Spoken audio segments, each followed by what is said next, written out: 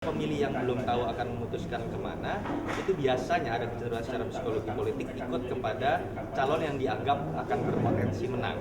Ada juga yang disebut underdog effect ketika malah akan menurunkan suara kandidat tertentu yang itu membuat ada efek simpati.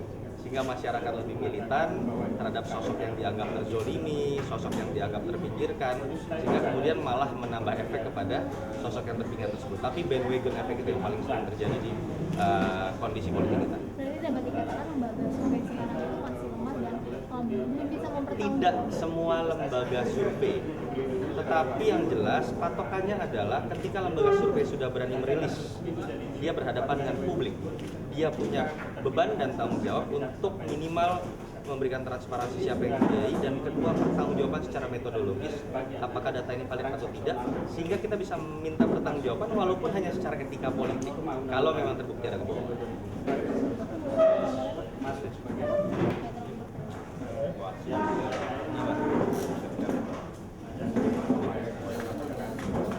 Begini, saya balik lagi, saya pikir kalau kemudian ada respon secara legal dari DPR,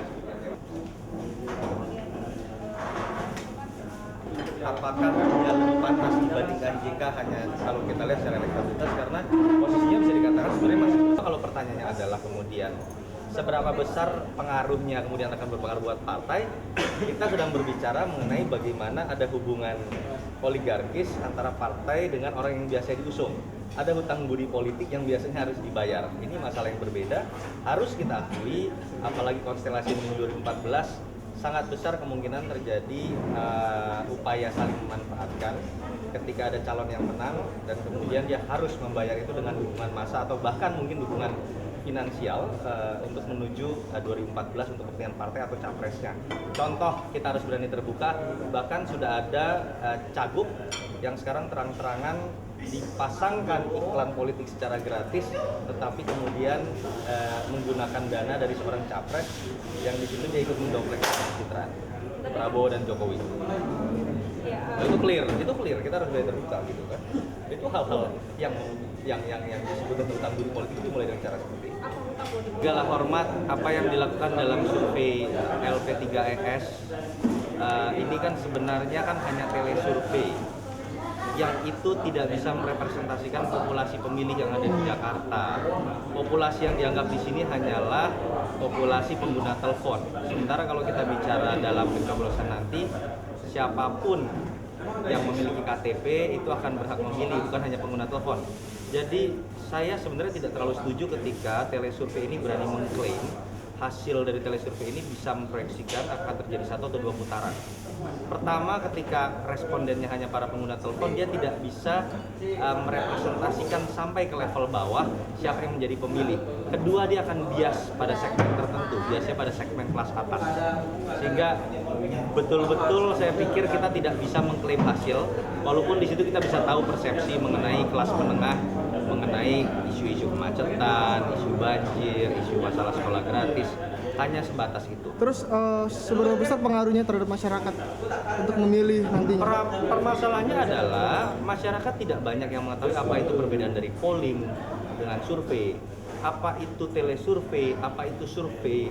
Ini yang seringkali pada akhirnya memang sedikit banyak akan mempengaruhi publik yang biasanya belum menentukan pilihan, akhirnya akan sedikit terbawa kepada saya tidak bilang mayoritas. Enggak, maksudnya hasil survei terbesar gitu. Suara yang biasanya terbesar. Iya. Ya, itu yang disebut dengan bandwagon effect. Bandwagon. Iya, dan menurut saya itulah mengapa ketika kita lembaga survei tidak bisa menjelaskan secara jernih, yang terjadi adalah penyesatan kepada publik. Ini menurut saya yang harus dibenahi. Selain itu tadi satu lagi saya lupa.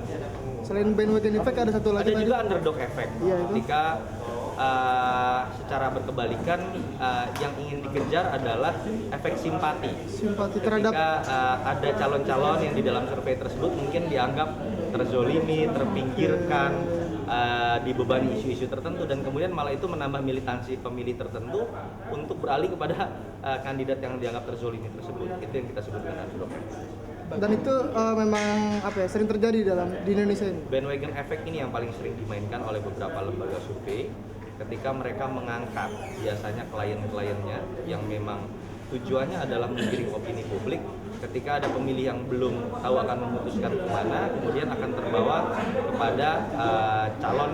Hasil survei LP3S itu sebenarnya rasio keakuratan itu seperti apa?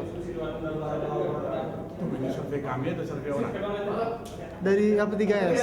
Oh yang survei kami dan begini. Jadi supaya tidak keliru menanggapi survei kami. Survei kami ini pertama survei telepon. Via telepon. Telepon. Karena itu sampel yang diambil di telepon betapapun random atau acak, dia berbeda dengan survei ya dari rumah ke rumah, muka ke muka, face to face, itu berbeda. Berbeda dalam arti jenis orang yang diambil berbeda. Survei telepon yang seperti kami dapat ini, yaitu survei terutama lebih kelas menengah. Kelas menengah. Lebih middle class.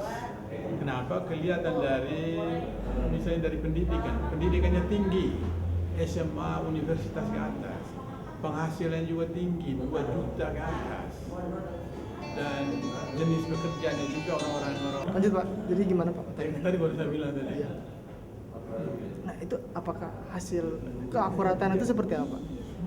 Dia akurat menurut kelas sampel yang di. Iya Pak, terus? Kan begitu, jadi dia akurat menurut sampel yang kami ambil itu per telepon. Nah sekarang soal ketepatan. Ketepatan keakuratan. Ketepatan yang kami dapat di sana yaitu tepat untuk kelas menengah. Ya. Nah sekarang apakah sampel kelas menengah ini bisa memungkinkan menjadi untuk prediksi DKI secara keseluruhan? Nah itu saya mengatakan bahwa mungkin tidak seperti itu. Tetapi yang kami ketemu adalah sosoknya. Sosoknya sama dengan orang yang taruhlah survei lapangan dari rumah-rumah. Hasilnya sama. Di mana sama itu? Sosok yang sama itu adalah ini pemilih atau pilkada dua calon yang bersaing keras, yaitu ini Foke sebagai petahana incumbent dan Jokowi sebagai pendatang baru penantang. berarti hasil. Jadi sosoknya ini kan ketemu ini. Semua survei yang lain kan sama juga. Sosok dua ini yang bersaing. Berarti Dan mau kami ketemu di dalam itu. mau melalui telepon ataupun langsung face to face itu hasilnya ya seperti itu Pak ya? Seperti ini. Hanya sekarang tepatnya persentase itu berbeda. Berbeda. Karena dia di bawah mungkin dia lebih tepat. Kami tentang kelas menengah, kami tepat di kelas menengah. Tapi belum tentu tepat untuk keseluruhan. Berarti ketepatan keakuratannya adalah keakuratan untuk kelas menengah. Kelas menengah ya. Akhirnya kan lebih kelas menengah kami ini, survei kami. Karena lewat telepon. Karena ada keterbatasan telepon ini.